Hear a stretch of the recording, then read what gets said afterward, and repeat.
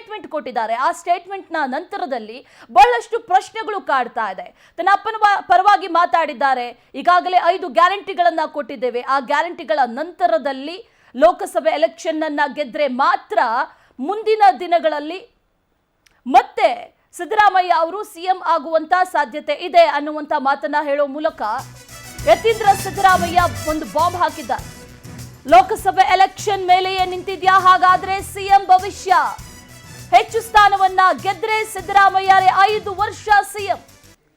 ಅಡೆತಡೆ ಇಲ್ಲದೆ ಹೆಚ್ಚು ಸ್ಥಾನವನ್ನ ಗೆದ್ರೆ 5 ವರ್ಷ ಅವರೇ ಸಿಎಂ.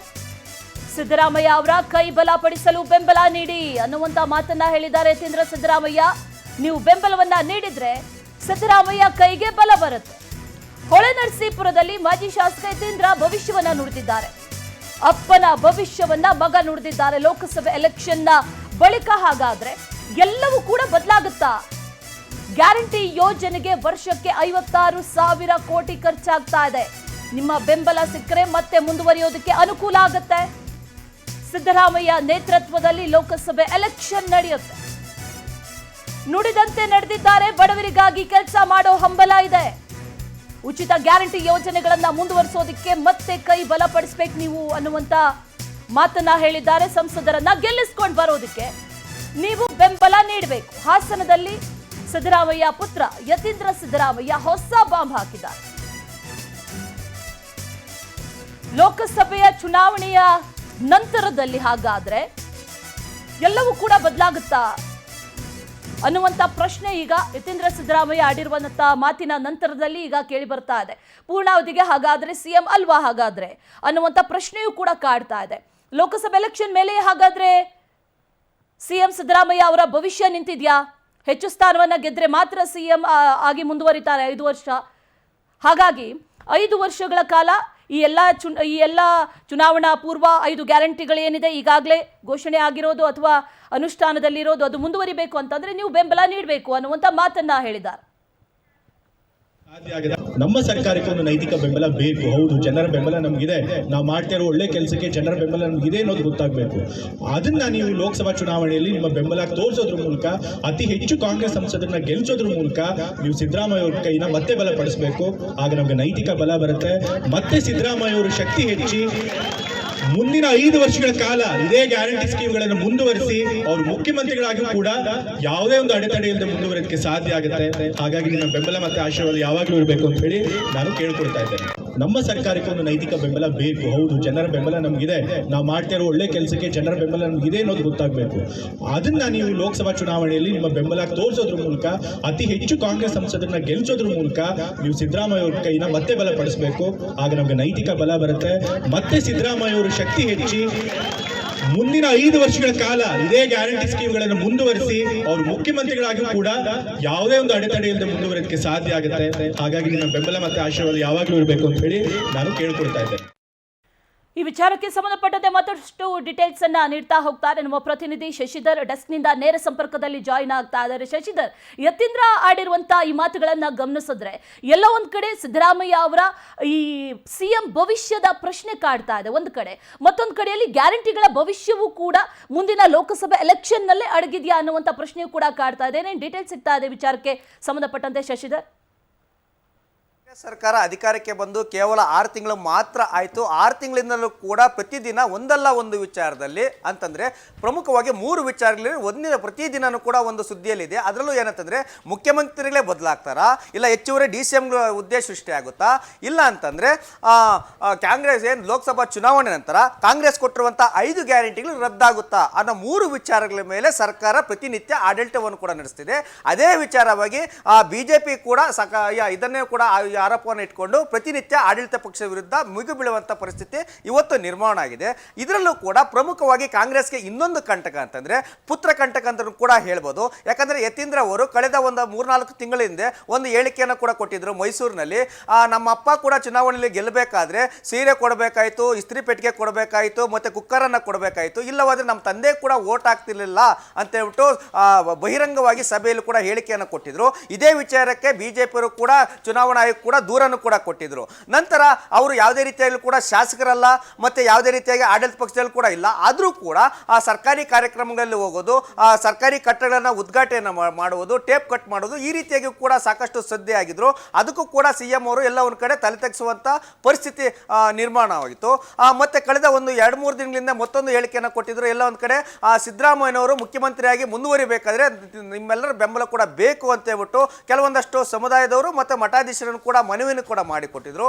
ಅದಾದ ನಂತರ ಕಳೆದ 1 ತಿಂಗಳ ಹಿಂದೆ ಅಲೋಪ್ಪ ಮಾದೇವಿಗೆ ನಾನು ಕೊಟ್ಟಿರುವಂತಹ ಪಟ್ಟಿ ಬೇರೆ, ಆದರೆ ಇದರಲ್ಲಿ ಹೆಚ್ಚುವರಿಯಾಗಿ ಸೇರ್ಕೊಂಡಿದೆ, ವರ್ಗಾವಣೆ ಪಟ್ಟಿ ಬಗ್ಗೆ ಮಾತನಾಡಿ ಅಲ್ಲೂ ಕೂಡ ಒಂದಷ್ಟು ಕಳಂಕ ಕೂಡ ಮಾಡ್ಕೊಂಡಿದ್ರು. ಅದಕ್ಕೂ ಸಂಬಂಧಪಟ್ಟಂತೆ ಸರ್ಕಾರ ಅಧಿಕಾರಕ್ಕೆ ಬಂದಾಗ್ಲಿಂದಲೂ ಕೂಡ ಬಿಜೆಪಿ ಮತ್ತೆ JDS ನವರು ಇಬ್ಬರೂ ಕೂಡ ಸಿದ್ದರಾಮಯ್ಯನವರ ಕಚೇರಿಯಲ್ಲಿ ಮತ್ತೆ DCM ಅವರ ಕಚೇರಿಯಲ್ಲಿ ಪ್ರತಿನಿತ್ಯ ವರ್ಗಾವಣೆ ದಂಧೆ ನಡೀತಿದೆ ಅಂತ ಹೇಳ್ಬಿಟ್ಟು ಆರೋಪವನ್ನು ಕೂಡ ಮಾಡಿದ್ರು. ವರ್ಗಾವಣೆ ಮಾಡಿರುವಂತಹ ಆದೇಶ ಕಾಪಿ ಸಮೇತ ದಾಖಲೆ ಸಮೇತ ದೂರುಗಳನ್ನು ಕೂಡ ಕೊಟ್ಟಿದ್ರು, ಹೋರಾಟವನ್ನು ಕೂಡ ಮಾಡಿದ್ರು. ಇಂಥದ್ದೇ ಸಂದರ್ಭದಲ್ಲಿ ಬಹಿರಂಗ ಸಭೆಯಲ್ಲಿ ಏನು ಯತೀಂದ್ರ ಅವರು ಸಿದ್ದರಾಮಯ್ಯನವರ ಬಳಿ ಮಾತಾಡಿದಂಥ ಆಡಿಯೋ ಕೂಡ ವೈರಲ್ ಆಗಿತ್ತು.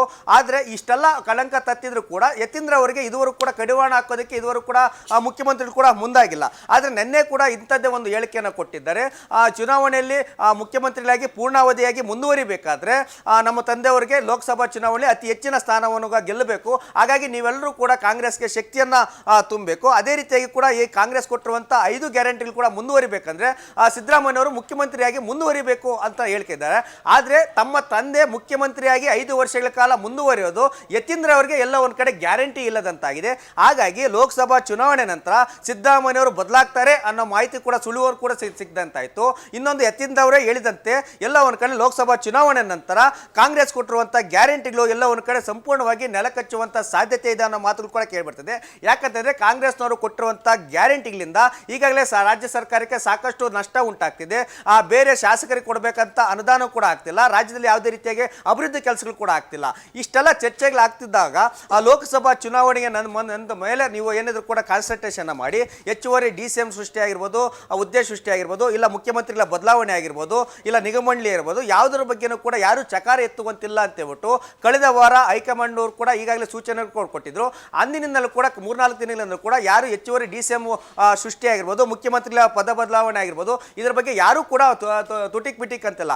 ಆದರೆ ಇವತ್ತು ಯತೀಂದ್ರ ಅವರು ಇವತ್ತು ಬಹಿರಂಗ ಸಭೆಯಲ್ಲಿ ಈ ರೀತಿಯಾಗಿ ಹೇಳಿಕೆ ಕೊಟ್ಟಿರೋದು ಸಾಕಷ್ಟು ರಾಜಕೀಯ ಚರ್ಚೆ ಆಗಿದೆ. ಹಾಗಾಗಿ ವಿಪಕ್ಷಗಳು ಯಾವ ರೀತಿಯಾಗಿ ಕೌಂಟರ್ ಕೊಡ್ತಾರೋ, ಹೈಕಮಾಂಡ್ ಏನಾದರೂ ಇವ್ರ ವಿರುದ್ಧ ಏನೋ ಶಿಸ್ತು ಕ್ರಮ ತೆಗೆದುಕೊಳ್ತಾ, ಇಲ್ಲ ಸಿದ್ದರಾಮಯ್ಯ ಮತ್ತೆ DCM ಅವರನ್ನ ಕರೆದು ಏನಾದರೂ ಮಾತುಕತೆ ನಡೆಸುತ್ತಾ ಅನ್ನೋದನ್ನ ಕಾದು ನೋಡಬೇಕಿದೆ. Ashwini. Okay Shashidhar, thank you ನಿಮ್ಮೆಲ್ಲ ಡೀಟೇಲ್ಸ್ಗೆ. ಇನ್ನು ಬಿಜೆಪಿ ಮುಖಂಡರಾದಂತಹ ಛಲವಾದಿ ನಾರಾಯಣ ಸ್ವಾಮಿ ಅವರು ನಮ್ಮ ಜೊತೆ ದೂರವಾಣಿ ಸಂಪರ್ಕದಲ್ಲಿ ಜಾಯ್ನ್ ಆಗ್ತಾ ಇದ್ದಾರೆ. ಸರ್ ನಮಸ್ತೆ. ನಮಸ್ತೆ. ಯತೀಂದ್ರ ಸಿದ್ದರಾಮಯ್ಯ ಅವರು ಒಂದು ಸ್ಟೇಟ್ಮೆಂಟ್ ಅನ್ನ ಕೊಟ್ಟಿದ್ದಾರೆ. ಬಹುಶಃ ನೀವು ಗಮನಿಸಿರ್ತೀರಾ ಅಂತ ಅನ್ಕೊಂತೀರಿ. ಒಂದು, ಗ್ಯಾರಂಟಿಗಳ ಮೇಲೆ ಈ ಮುಂದಿನ ಸರ್ಕಾರ ನಿಲ್ಲುತ್ತಾ ಇಲ್ವಾ ಅಥವಾ CM ಅವರೇ ಆಗಿರ್ತಾರಾ ಅನ್ನುವಂಥ ಒಂದು ಪ್ರಶ್ನೆ ಒಂದು ಕಡೆ. ಮತ್ತೊಂದು ಕಡೆಯಲ್ಲಿ ಲೋಕಸಭೆ ಗೆದ್ರೆ ಮಾತ್ರ ಹಾಗಾದ್ರೆ 5 ವರ್ಷಕ್ಕೆ CM ಆಗಿ ಸಿದ್ದರಾಮಯ್ಯ ಅವರು ಮುಂದುವರಿತಾರಾ ಅನ್ನುವಂಥ ಪ್ರಶ್ನೆ ಈಗ ಯತೀಂದ್ರ ಅವ್ರ ಮಾತಿಂದ ಒಂದಷ್ಟು ಕಾಡ್ತಾ ಇದೆ. ಸರ್ ಏನ್ ಹೇಳ್ತೀರಾ ಇದ್ರ ಬಗ್ಗೆ? ಯತೀಂದ್ರ ಅವರು ಸ್ವಲ್ಪ ಸೆನ್ಸಿಬಲ್ ಆಗಿ ಮಾತಾಡಿದ್ದಾರೆ ಅಂತ ಕಾಣುತ್ತೆ. ಅಂದ್ರೆ ಅವರ ತಂದೆಯವರು ಬಹುಕಾಲ ಮುಖ್ಯಮಂತ್ರಿ ಆಗಿರೋದಿಲ್ಲ ಅನ್ನೋದು ಅವರ ಉದ್ದೇಶ. ಯಾಕೆಂತಂದ್ರೆ ಈಗಲೇ ಇದು ವರದಿಗಳೆಲ್ಲ ಬರ್ತಾ ಇದೆ. ಸುಮಾರು 25 ಗೆದ್ದಿದ್ದ ಬಿಜೆಪಿ ಮತ್ತೆ ಹೆಚ್ಚು ಕಡಿಮೆ ಅಷ್ಟೇ ಸ್ಥಾನಗಳನ್ನ ಉಳಿಸ್ಕೊಳ್ತದೆ ಅಂತಕ್ಕಂಥ ವರದಿಗಳು ಬರ್ತಾ ಇರೋದ್ರಿಂದ ಅದು ಜನರನ್ನ ದಾರಿ ತಪ್ಪಿಸ್ಲಿಕ್ಕೆ ನಾನು ಗೆದ್ರೆ ಅಥವಾ ನಾವು ಹೆಚ್ಚು ಸ್ಥಾನಗಳನ್ನು ಗೆದ್ರೆ ಮಾತ್ರ ನಮ್ಮ ತಂದೆ ಮುಖ್ಯಮಂತ್ರಿಯಾಗಿ ಮುಂದುವರಿತಾರೆ, ಇಲ್ಲ ಅಂತಂತಂದ್ರೆ ಅವರು ಮುಖ್ಯಮಂತ್ರಿ ಆಗಿರೋದಿಲ್ಲ ಅನ್ನೋ ಒಂದು ಸಂದೇಶವನ್ನ ಅವ್ರು ಕೊಡ್ತಾ ಇದ್ದಾರೆ ಅಂತೇಳಿ ನನಗನ್ಸ್ತಾ ಇದೆ. ಅವ್ರಿಗೂ ಗೊತ್ತಿದೆ, ಸಿದ್ದರಾಮಯ್ಯನವ್ರಿಗೆ ಗೊತ್ತಿದೆ 1 ಅಥವಾ 2 ಗೆಲ್ಲೋದೇ ನಾವು ಕಷ್ಟ ಅಂತ. ಹೋದ ಸಾರಿ 1 ಗೆದ್ದಿದ್ರು, ಅದನ್ನು ಉಳಿಸ್ಕೊಂಡ್ರು ಅವ್ರಿಗೆ ಬಹಳ ಸಂತೋಷದ ಸಂಗತಿ ಅನ್ನೋದು ಅವ್ರಿಗೂ ಗೊತ್ತಿದೆ ಈ ಸಾರಿ. ಯಾಕಂದ್ರೆ ಈ ಗ್ಯಾರಂಟಿಗಳು ಯಾವೂ ಕೂಡ ಜನರ ಕೈಗೆ ಸರಿಯಾಗಿ ಸೇರಿಲ್ಲ. ಇದೆಲ್ಲ ವಂಚನೆ ಮತ್ತು ಜಾಲ. ಇದು ವಂಚನೆಯ ಜಾಲದಲ್ಲಿ ಜನರನ್ನ ಸಿಕ್ಕಿ ಹಾಕಿಸಿದ್ರು. ಇದು ಜನರಿಗೆ ಈಗ ಅರ್ಥ ಆಗಿದೆ. ಆದ್ರಿಂದ ಜನ ಈ ಸಾರಿ ಇವ್ರನ್ನ ಗೆಲ್ಸಲ್ಲ ಅಂತ ಅವ್ರಿಗೂ ಗೊತ್ತಿದೆ. ಇನ್ನೊಂದು ಮಾತನ್ನ ಹೇಳ್ತಾರೆ ಯತೀಂದ್ರ ಸಿದ್ದರಾಮಯ್ಯ ಅವರು, ಈ ಎಲ್ಲಾ ಗ್ಯಾರಂಟಿಗಳು ಮುಂದುವರಿಬೇಕು ಅಂತಂದ್ರೆ ಲೋಕಸಭೆ ಎಲೆಕ್ಷನ್ ಅಲ್ಲಿ ಗೆಲ್ಲಿಸಬೇಕು, ಬೆಂಬಲ ಕೊಡಬೇಕು. ಎಲ್ಲೋ ಒಂದ್ ಕಡೆ ಮುಂದಿನ ಲೋಕಸಭೆ ಎಲೆಕ್ಷನ್ ಅನ್ನ ಗೆಲ್ಲೋದಕ್ಕೆ ಕಾಂಗ್ರೆಸ್ ಸ್ಟ್ರಾಟಜಿನ ಇದು, ಗ್ಯಾರಂಟಿಗಳು ಮುಂದುವರಿಬೇಕು, ನಿಮ್ಗೆ ಬೇಕು ಅಂತಂದ್ರೆ ವೋಟ್ ಹಾಕಿ ಅಂತ ಹೇಳುವಂತ ಸ್ಟ್ರಾಟಜಿನ ಇದು. ಹಾಗಾದ್ರೆ ನೋಡಿ, ಗ್ಯಾರಂಟಿಗಳೇ ಅನ್ನೋದೇ ಒಂದು ಸುಳ್ಳು. ಗ್ಯಾರಂಟಿ ಕೊಡ್ತೀನಿ ಅಂತ ಹೇಳಿದ್ರು, ಯಾವ ಗ್ಯಾರಂಟಿಯೂ ಅವರು ಹೇಳಿದ ರೀತಿಯಲ್ಲಿ ಜನರಿಗೆ ತಲುಪಲೇ ಇಲ್ಲ. 2,000 ರೂಪಾಯಿ ಕೊಡ್ತೀವಿ ಅಂತಂದ್ರೆ ಹೆಣ್ಣು ಮಕ್ಕಳಿಗೆ ಒಂದೇ ಮೊದಲ ತಿಂಗಳು ಬಂದಿದ್ದು, ಅದಾದ್ಮೇಲೆ ಇದುವರೆಗೂ ಬರ್ತಾ ಇಲ್ಲ. ಆಮೇಲೆ ಎಲೆಕ್ಟ್ರಿಸಿಟಿ ಎಷ್ಟು ಯಥೇಚ್ಛವಾಗಿ ಬೆಲೆಗಳನ್ನ ಹೆಚ್ಚು ಮಾಡಿಬಿಟ್ಟು ಬಿಲ್ಗಳು ಕಳಿಸ್ತಾ ಇದ್ದಾರೆ. ಕೆಲವ್ರಿಗೆ ಸಿಕ್ಕಿದೆ, ಕೆಲವ್ರಿಗಿಲ್ಲ. ಯುವ ನಿಧಿ 80,000 ಜನ ಅಪ್ಲಿಕೇಶನ್ ಹಾಕಿದ್ರು, 4 ಲಕ್ಷ ಜನ ಯುವಕರು ಕೆಲಸ ಇಲ್ಲದೆ ಈ ವರ್ಷದಲ್ಲಿ ಪಾಸದವರಿದ್ದಾರೆ. 80 ಜನರು ಅಪ್ಲಿಕೇಶನ್ ಹಾಕಿದ್ರೆ ಬರೀ 3,000 ಮಾತ್ರ ಅಕ್ಸೆಪ್ಟ್ ಆಗಿರೋದು, ಇನ್ನೆಲ್ಲ ರಿಜೆಕ್ಟ್ ಆಗಿದೆ. ಅಂದ್ರೆ ಇದು ಏನ್ ಮಾಡ್ತಿರೋದು, ಇವ್ರು ಕಣ್ಣಿಗೆ ಮಣ್ಣೇರಿಸ್ತಿದ್ದಾರೆ. ಜೊತೆಗೆ ಯತೀಂದ್ರ ಅವರು ಹೇಳಿರ್ತಕ್ಕಂಥದ್ದು, ನೀವು ವೋಟ್ ಹಾಕಿದ್ರೆ ಮಾತ್ರ ಇದು ಮುಂದುವರಿತದೆ, ಇಲ್ಲ ಅಂದ್ರೆ it is A black mail. ಜನರನ್ನ ಬ್ಲಾಕ್ ಮೇಲ್ ಮಾಡಿ ವೋಟ್ ಹಾಕ್ಸ್ಕೊಳ್ತಕ್ಕಂತ ಒಂದು ತಂತ್ರಗಾರಿಕೆಯನ್ನ ಇವರು ಮಾಡ್ತಾ ಇರ್ತಕ್ಕಂಥದ್ದು. ಇದು ಶುದ್ಧ ಮೋಸ ಇವರು ಮಾಡ್ತಾ ಇರ್ತಕ್ಕಂಥದ್ದನ್ನ ಯಾರೇ ಆದ್ರೂ ಹೇಳ್ಬೋದು. ಓಕೆ, ಚಲವಾದಿ ನಾರಾಯಣ ಸ್ವಾಮಿ ಅವರೇ, ಧನ್ಯವಾದ ಪವರ್ ಟಿವಿ ಜೊತೆ ಮಾತಾಡಿದ್ದಕ್ಕೆ.